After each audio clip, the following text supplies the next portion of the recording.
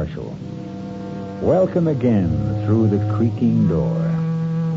The sound which always signifies the beginning of another tale of danger and suspense.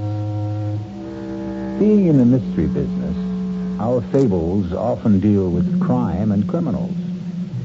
This time, it's a thief, but a thief with a very definite difference. For Ruth Moody is a young lady who walks into department stores and simply helps herself, simply because she can't help herself. Yes, you've heard of her peculiar ailment. It's called kleptomania, the neurotic impulse to steal. But kleptomania isn't the only trouble in store for Ruth.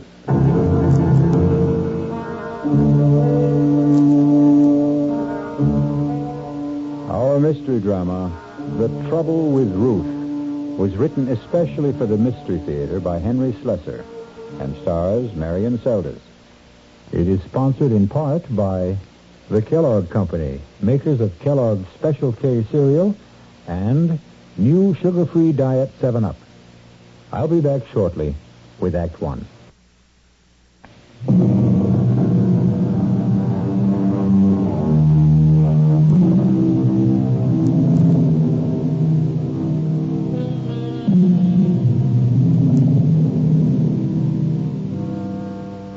We're in Barnett's department store in the downtown shopping district. And if it looks and sounds like a battlefield this morning, it's no different from any other Saturday. Well, maybe a little more so, since Barnett is running its semi-annual clearance sale, just as it does every other month. It's the ideal place and time for bargain hunters, and unfortunately, for shoplifters. Pardon me, miss? Yes? Would you mind coming with me just for a moment, please? What for? Our assistant manager, Mr. Hutchins, would like a word with you. I don't know, Mr. Hutchins. Why should you want to talk to me? Now, please don't make any trouble. I could call the guard and have you escorted upstairs. You wouldn't want me to do that, now, would you? Guard? Oh, why? What have I done? I think you know exactly what you've done now. Will you please come with me quietly?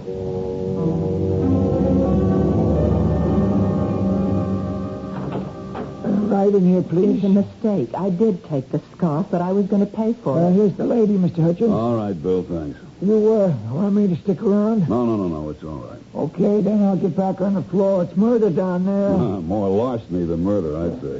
Right.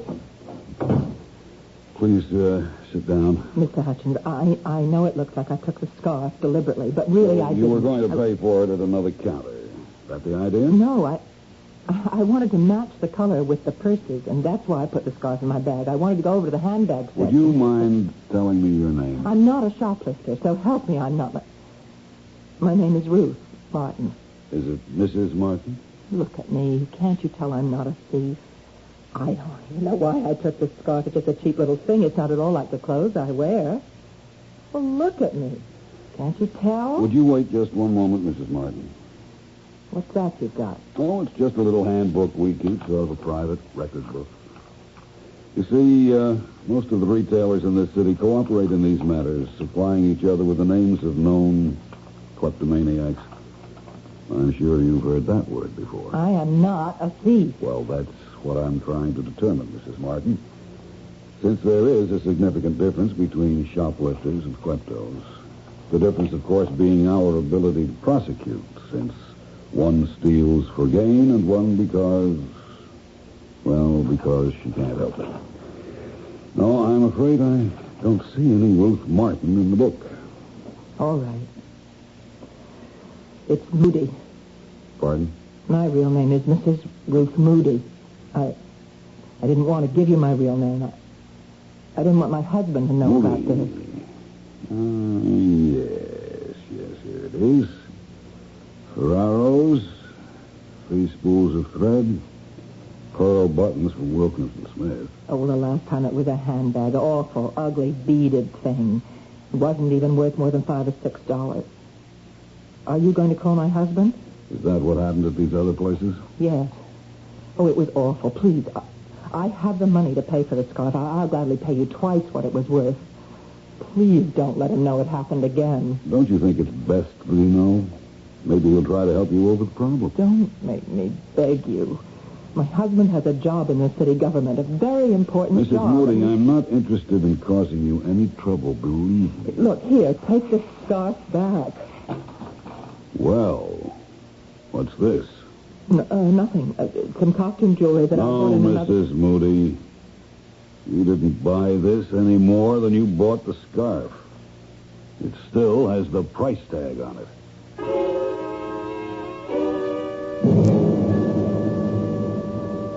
$1.95.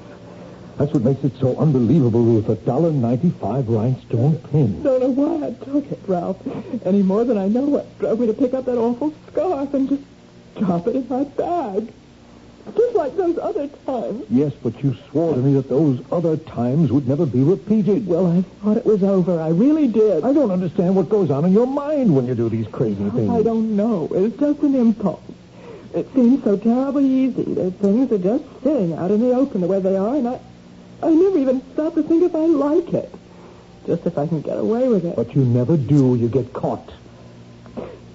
Maybe that's part of the sickness, too, huh? Oh, stop saying I'm sick. I'm not. Well, what would you call it? Look, honey, you've got to see a doctor. I've told you that a dozen times. I will not go to a doctor. I can't stand the idea of it, Ralph. Just talk to one. Give him a chance. Maybe it's something simple. Maybe you're just trying to get punished because of guilt feelings that you can't resolve. Oh, you're wrong about wanting to get caught. I don't. I swear I don't. I've gotten away with a dozen things. What? What was that? Nothing. I don't want to talk about it anymore. And it isn't just 3-4 times that this has been going on. You're probably out there shoplifting every single day. That's not true. I almost never go into the stores for exactly that reason. All right, Ruth. That settles it. You are going to talk to a doctor. Then, you do remember the first time you stole, Mrs. Moody? Yes. I remember very well, but it was something I really wanted then, Dr. Berger. That was the big difference. How old were you? I was about 8 or 9. I was in school. There was a girl named Fanny Ritter. Her family was very wealthy. She was always the best-dressed girl in the class. Ah, yes. She had this pencil box. It was absolutely beautiful, with a blue binding and all sorts of secret compartments. I wanted that pencil box so much. And one day I walked into an empty classroom, and there it was, lying on the seat. Yes, and were you caught? No. I was never caught. Mm-hmm. But that was the biggest thrill of all, not being caught. But then I also realized I couldn't use the pencil box, at least not at school. Yes, I see. All kids steal sometimes. There's nothing abnormal about it. But you're not a child now, are you? And yet you still crave this secret feeling, this secret gratification. No, you're wrong. I don't get any pleasure out of taking things. I feel terrible afterwards every single time. Ah, but that may be exactly the gratification you require. I don't want to hear any more. You sound just like my husband. Believe me, Mrs. Moody, neither your husband nor I want to find fault with you. We both want to help you. Well, it's his job my husband is worried about, not me. Why do you say that? Because he works for the city government in the controller's office, and he's afraid if they ever found out about me that he... Why am I talking about Ralph that way? I know he loves me. I know he wants to help me. Yes. So why don't you let him try? Let both of us try. No. I don't need a doctor. All I need is to stay out of department stores.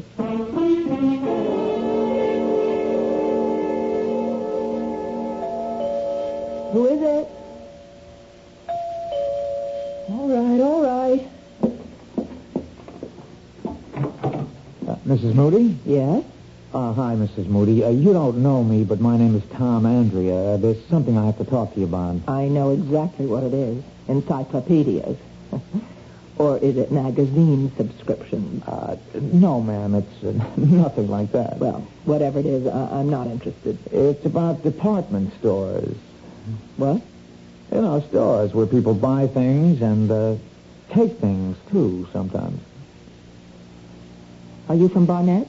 No, Mrs. Moody, I don't work for Barnett or for Wilkins and Smith or any of those places that you like to shop in. But look, it's pretty drafty out here. Can't I come in for a minute? All right. Thank you. Your husband's not home, I suppose. I mean, it's a working day, so he's at work, right? Oh, that's clever thinking. Can we talk in here? Only if you get right to the point. Well, now, look, this ain't the kind of thing you like to just blurt out. I mean, it's kind of sensitive. You know what I mean? No, I don't. I mean, it's about you and your husband and so forth. If you think about it for a while, you'll get my meaning. Am I right? You'll have to be more specific. Well, you just won't come out with it yourself, huh? Okay, I'll say it for you. I'm talking about you being a shoplifter. That's a lie. Whoever told you that is a liar. No. It's true. Wait a minute. If you think you can blackmail me by telling my husband... No, Mrs. Moody. We know that your husband knows all about it. He's been getting you out of jams for years. Then what do you want here? Well, believe it or not, I want to give you money. I don't want to take any from you. What for? Services rendered. What? I got a little proposition for you, Mrs. Moody. How would you like to make $1,000? $1,000? How? Well, you do like I tell you. You'll get $1,000 in the mail. But if you don't, well, your husband may not be able to make a living anymore. You get what I mean? No. I don't know what you're talking about. I'm talking about stealing stuff, Mrs. Moody, about that bad habit of yours. Now, we got a use for that habit. And you'd better listen to what we have in mind. How did you know about me? Who told you about me? Well, let's just say I got sources. I swear to you, I'm not a thief. Yeah, sure, I know that. We know it. We? Well, me and my friend. We know you're just a sick lady, that you can't help what you do. It's just like you had pneumonia or hay fever. It's not your fault. Am I right? That's right. Yeah, looks fine, only your husband still don't want the people around City Hall to know he's got a klepto for a wife, does he? Then this is blackmail. A man in his line of work, he can't afford to have people know his wife steals. Now, some people would understand how it's only a sickness. But others, well, you know how people are. Tell me how much money you want. I don't want a dime from you, Mrs. Moody. Honest, all I want is your cooperation. You see, my friend and me, we have a little plan. A really, really sweet little idea. Everybody makes money and nobody takes any chances. Well, what could be sweeter than that? A plan to do what, for heaven's sake? Well, my friend will give you all the details. All you got to do now is put on your coat and come with me. My friend will give you the whole deal. I'm not coming with you. We're not desperate for your help. Don't get this wrong. But we thought we'd give you a break. Well, that's too bad. If you just tell me what you have in mind. Why, shoplifting, Mrs. Moody. A little nice and easy shoplifting. Only this time not for no $5 piece of junk. This time for something worth more like $50,000.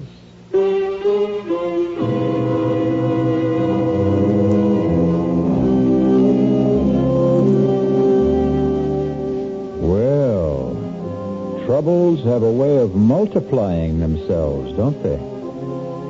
And as you've just heard, the trouble with Ruth has suddenly developed serious complications. Will Mrs. Moody's unwilling petty larceny turn into larceny of the grand variety? We'll find out when we return shortly with Act 2.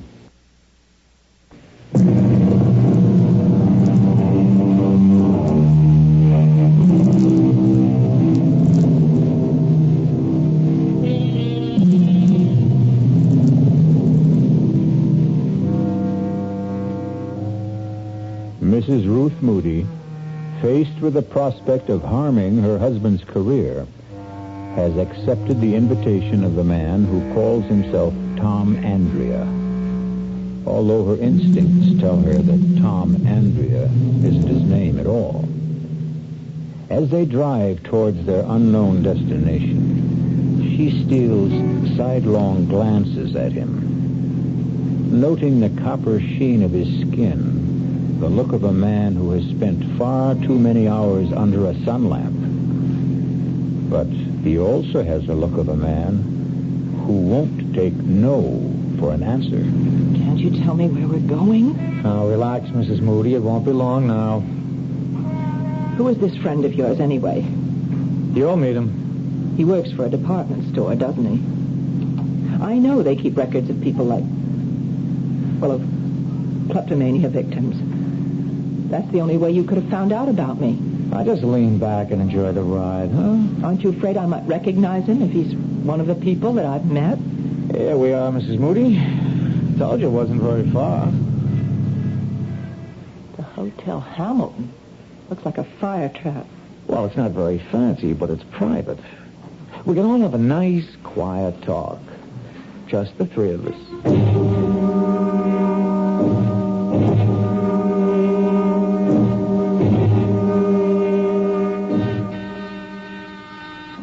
One moment. That you, Tom? Yeah, it's me. The lady with you? Yep, she's here. Just a second, then. Oh. No, don't be scared, Mrs. Moody. My friend doesn't really look like that. He's just got a stocking over his face. Come in. I hope you will forgive the mask, Mrs. Moody. I know it looks grotesque, but it's necessary for your own protection. For me? It's important that you don't recognize me after our business is concluded. It would be embarrassing if we were to run into each other in different circumstances. In a department store, for instance? What my friend means, Mrs. Moody, is that if you started hollering for the cops when you saw him again, we would have to do something about you. Understand? Yes, I understand. But please don't be alarmed. Nothing like that's going to happen. I can assure you that I am not a professional criminal. No more than you are. Then what kind of criminal are you? Why don't you sit down? The sofa's the only comfortable seat in the room. Here, let me take these papers away.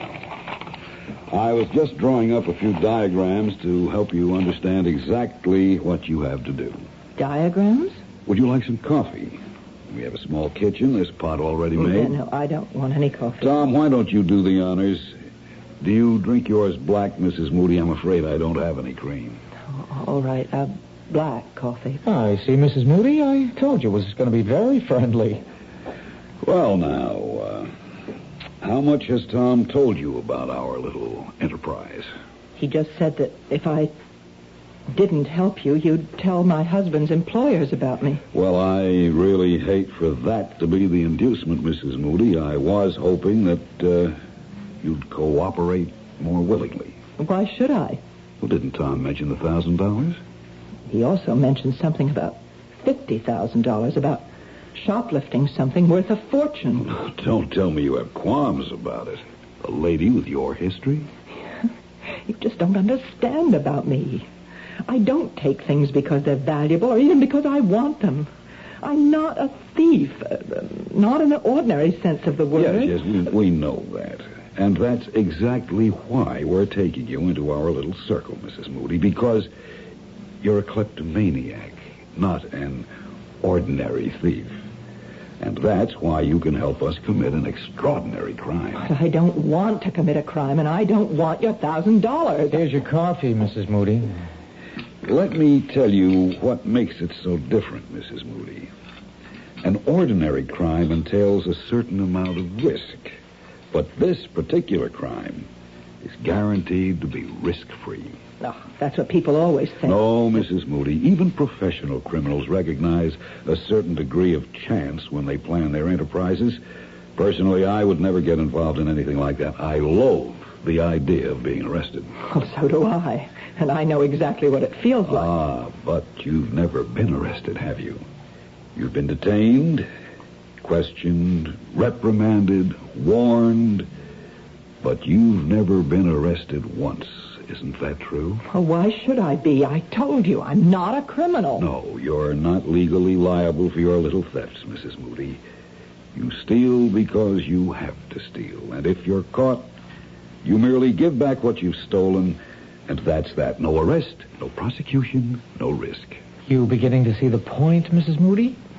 You want me to steal something for you. That's right, Mrs. Moody, and something a great deal more valuable than, shall we say, a spool of thread. Oh, dear Lord. Let me explain our plan in detail.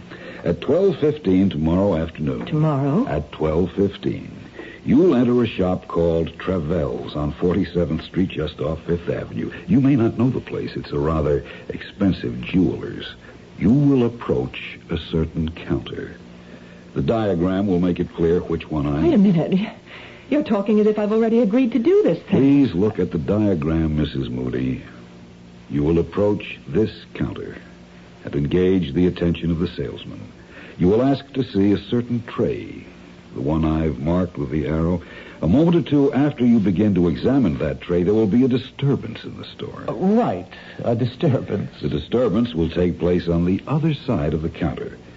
It is almost inevitable that your salesman will have his attention drawn away from you when it occurs. In all likelihood, he'll leave you and go to see what has happened. That's when you will act. You'll pick up the diamond pin on the upper right-hand corner of the tray and drop it into your purse. And then you'll simply walk out the door. You're really mad. As you can see from the drawing, the distance between the counter and the door is a very short one. You can reach it within 3 or 4 seconds. You can be sure that your salesman will be much too occupied to notice that you have left. I won't do any such thing. That's plain and simple robbery. When you reach the outside, you'll see a man with a yellow canister collecting funds for children's welfare. The man will approach you immediately. You will drop the diamond pin into the opening of the canister and walk to the corner. There will be a taxi there in all probability. It's a hack stand. If there isn't a taxi waiting, hail one or walk to the bus stop. Believe me, you will have ample time to make your getaway. There isn't going to be any getaway. I am not going to do anything so insane. As I said before, you'll be perfectly safe. You'll have absolutely nothing to lose. If you're stopped before you reach the exit, simply give yourself up. When Travell's learns of your little idiosyncrasy, no harm will come to you. It'll be just another neurotic incident, nothing more. You're wasting your breath. You'll tell them about your problem. They'll check with other stores and find your case history on file. No, there's no way I'll do such a thing. Hey, what's the matter with you, lady? Didn't you hear the man? You can't get into trouble doing this.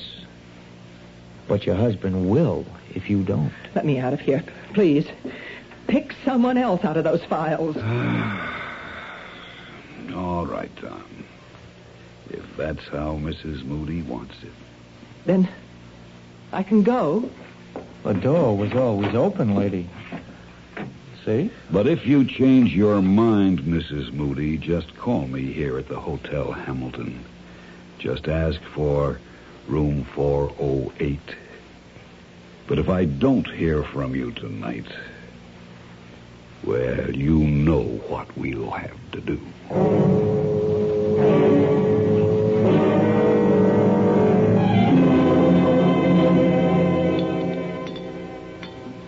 You've sure been quiet tonight, Ruth. Have I? You didn't go out today, did you? No. I told you I wasn't going anywhere. I was just wondering. I mean, you said something about dinner tonight, about cooking something special, and Here we are with last night's meatloaf. But you said you didn't mind. Oh, of course I don't mind. You know I'm not fussy about food. I know. You're just too nice for your own good sometimes, Ralph. And, you just weren't feeling up to cooking today, is that it? Oh, I know what you're thinking. You think I went on another shopping spree, or should I say shoplifting? No, Ruth, I didn't think anything of the kind. Well, I didn't. I swear I didn't. Okay.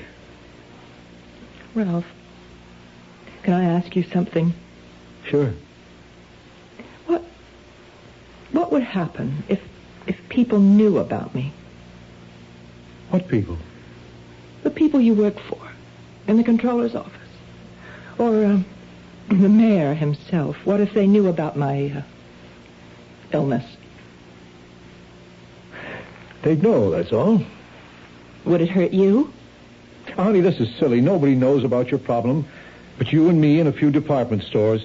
And Dr. Berger, of course, the doctor you won't see anymore. But if they were to find out, would it hurt you? Look, haven't we got enough to worry about without thinking the worst? Then it would be bad for you. Someone in your position where honesty is so important. Ruth, you're not dishonest. You're sick. There's a tremendous difference. That's why I'm so sorry you won't see that doctor. But would everyone understand the difference? I mean, when they learned about my stealing things, would they think twice about you? You want the truth? Yes. Yes, they would. They're only human. No, they're worse than human. They're politicians. They have to be elected to office, and that's exactly the kind of scandal they don't like. Yes. I guess I've always known that was true. Honey, I think I could use some more gravy. Yes. Oh, I have some in the kitchen. I'll be right back.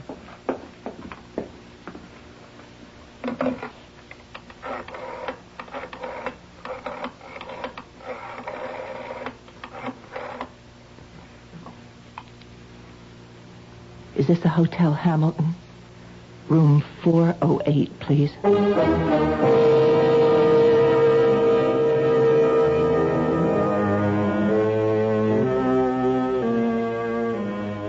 And so Mrs. Ruth Moody has taken the first fatal step.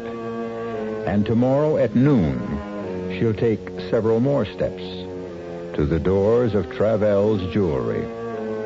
And for the first time in her life, Ruth will steal and know the reason why she's stealing. Will it really make a difference? I'll be back shortly with Act 3.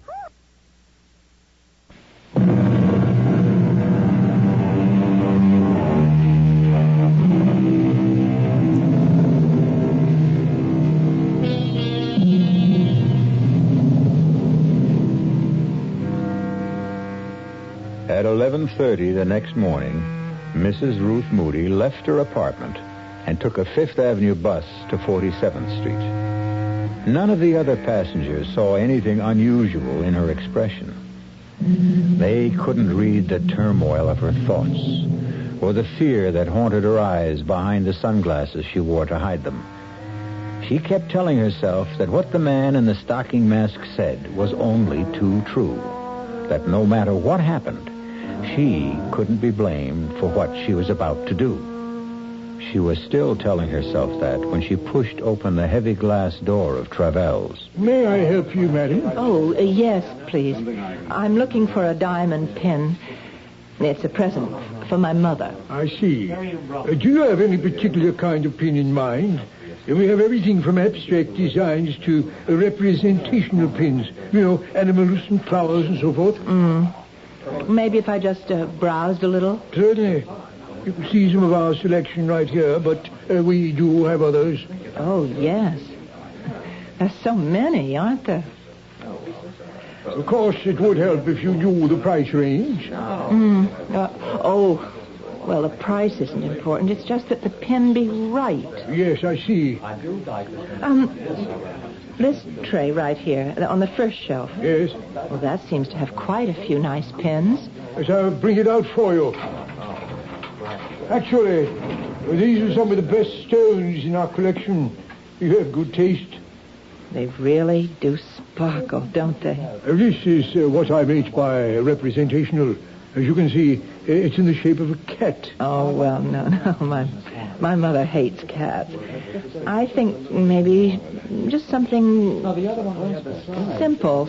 You just take your time. All right. Thank you. What was that? Someone smashed one of my cases. Excuse me. Terribly sorry. A clumsy thing to do. It's all my fault. I was holding my umbrella under my arm. It just slipped out and hit the glass. Ow. I'm terribly I've got to do it now. I really don't know. There. All right. I've Just got it. step back, please. Bob, would you lend a hand over here? There's glass all over the merchandise. I feel dreadful about this. It's quite all right, sir. No harm done to all, I assure you. I've done it. I've really done it. Outside. Help the needy children. Help the needy children, lady. What? Please help the Children's Welfare Society, lady. Oh, yes, of course. Here. That's all I have. Thanks very, very much, lady. Thanks a lot. Help the needy children.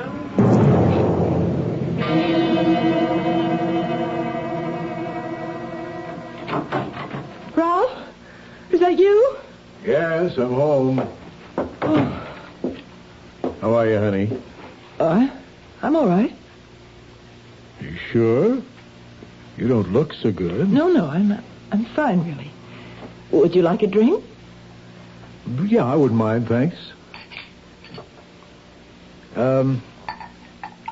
What'd you do today? I went out for a little while. Where to? Oh, no in particular. I took a walk. Weather was nice. Uh-huh.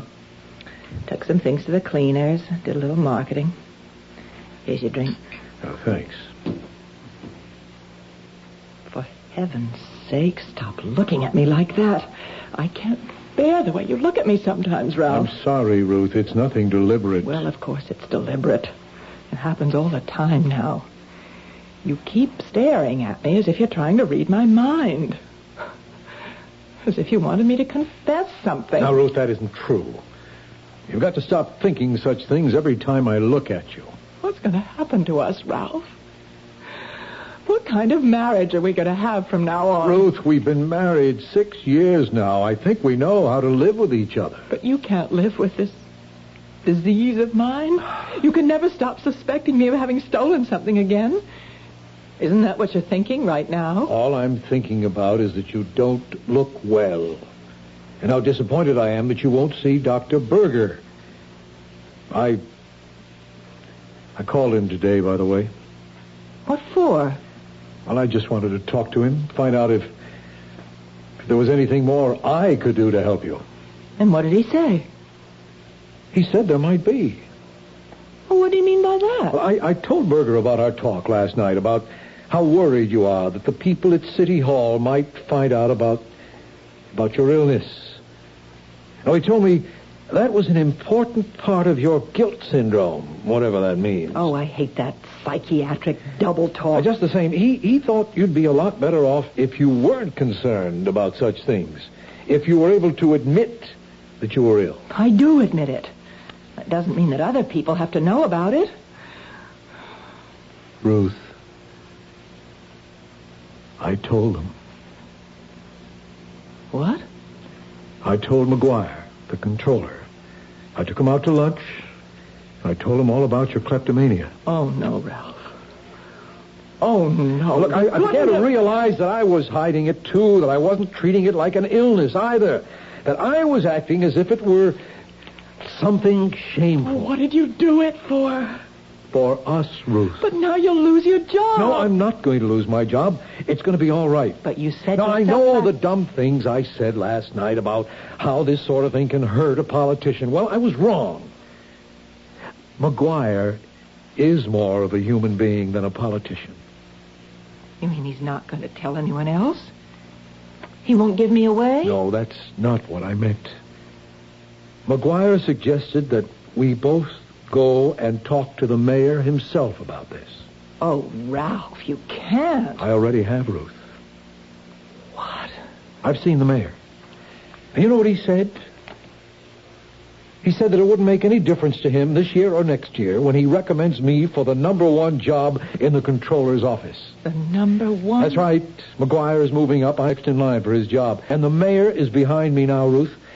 Do you think he'd be behind me if he really thought my wife was a thief? Oh, dear Lord. Ruth. Oh, what have I done? What have I done? Honey, what is it? Oh, why did I go through with this? What's the matter, Ruth? I just told you everything's okay. No.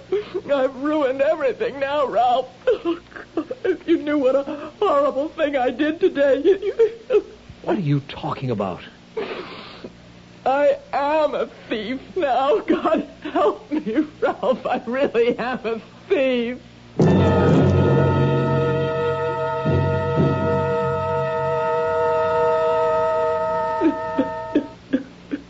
Try and stay calm, Ruth. Did you get a look at the man who broke the glass with his umbrella? Do you think that he was the same man you met yesterday at the Hotel Hamilton? I'm sure he was. But I told you he was wearing a stocking mask over his face. And this other man, though, the one who called himself Tom Andrea, he was the same man who was collecting for children's welfare outside the store? Yes. Ruth, you know, there's only one thing to do now, don't you? What do you mean? We've got to tell the police. Oh, Ralph, no, that would be awful. Trevells will have discovered the theft by now. They must have your description from the clerk. Sooner or later, you might be identified. But they can't do anything to me, Ralph. I'm not responsible. I'm sick. No, Ruth, in this case, you are responsible. That's why we have to call the police.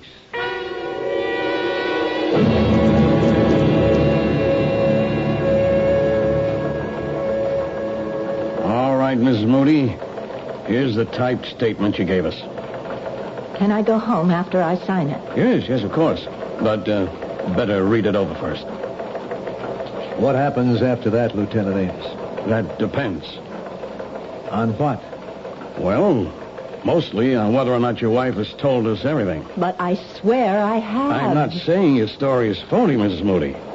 My own viewpoint is that it's too cockeyed to be phony. But that may be a subtle way of looking at it. Why should she lie about this, Lieutenant? What would my wife have to gain? Well, she could stand to gain a diamond pin worth almost $50,000. But she doesn't have the diamond. She gave it to them. Yes, that's a story. But let's say, for example, that those two men never existed. Oh, that's a horrible thing to say. I'm telling you how other people might see this thing. If you were a crook and you realized that you'd been spotted in Trevells, well, this story of yours would put you in the clear, wouldn't it? But it's true. Every word of it. But you see the problem, don't you? You've been identified as the robber. You've confessed to stealing the pin. The fact that you're a known kleptomaniac doesn't help.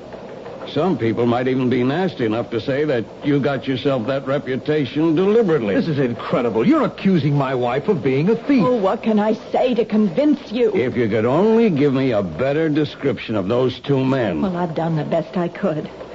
The first man, he was of average height, dark hair, very sunburned. Yeah. You keep telling me about that sunburn. But that's not going to last very long, is it? Lieutenant, you think that sunburn was a kind of disguise? I'm sure it was, Mr. Moody. And the other man, he wore a stocking mask. There's no way I can describe him. What about the hotel, Lieutenant? No good. It's the kind of a dump which doesn't even bother to keep a register, even though it's a city ordinance. But the clerk might be able to identify the man who took the room. Maybe, if we could produce him. Only, how do we do that? What about the $1,000 they promised to send her? Oh, I wouldn't count on that. If she's telling the truth, you'll never hear from him again. Okay, so maybe it's a new gimmick. Maybe one of them works in a department store, has access to the names of recognized kleptos. I'm sure he did work in a department store. Yeah, and so do thousands of people, Miss Moody. All you've got to do is name the one. And if she can't, what happens then? I think you know the answer to that. Will I be arrested? But you can't arrest her. She's sick. She was seeing a doctor. And I'm going to see him again. Oh, so help me, Ralph. Do you really mean that, Ruth? I'm not going to stop seeing Dr. Berger until I'm cured. Unless they send me to prison first. Well, have you read the statement, Miss Moody? Yes. Yes, it's all right. I'm ready to sign it. Fine. Yeah, let's see. I thought I had a pen on this desk. Oh, well, I think there's one in my purse. I'll get it. Hey, it's funny. What is? Well, this isn't your pen, Ruth. I don't recognize it, do you? Let me see. No, that isn't my pen. Oh, Ruthie, no, not again. You mean you stole it, Mrs. Moody? I'm afraid I did.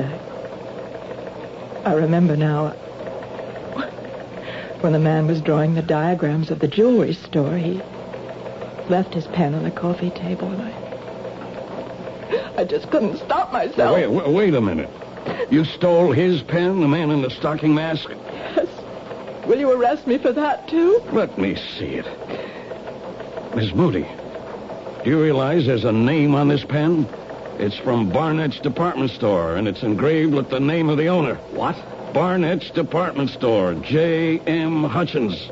Hutchins? He's the assistant manager. He is the one. Lieutenant, you found your man. Well, what do you know? This is the first time I've ever seen a proof of that old chestnut. Old chestnut? That it takes a thief to catch a thief.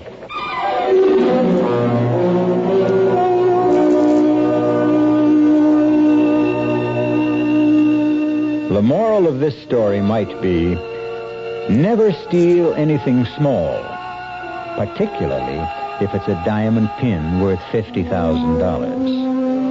You'll be happy to know that the police investigation proved the guilt of Mr. J.M. Hutchins and the innocence of Mrs. Ruth Moody. And the last we heard, the only trouble with Ruth was going to be a little one.